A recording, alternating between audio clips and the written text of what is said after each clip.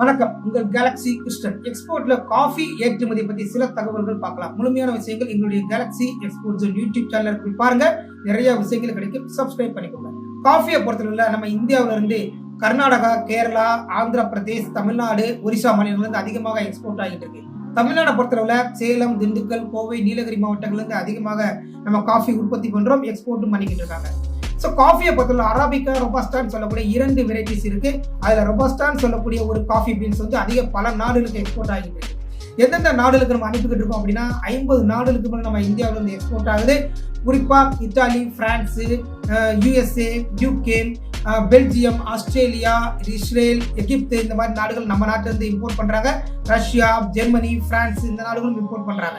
So நீங்க coffee export பண்றதா இருந்தா ட்ரை பண்ணுங்க. உங்களுக்கு இந்த பிசினஸ் சம்பந்தமான ஆலோசனையோ, பயிற்சியோ அல்லது லைசன்ஸ் ப்ராசஸோ பண்ணணும்னா எங்களை காண்டாக்ட் பண்ணுங்க. நன்றி.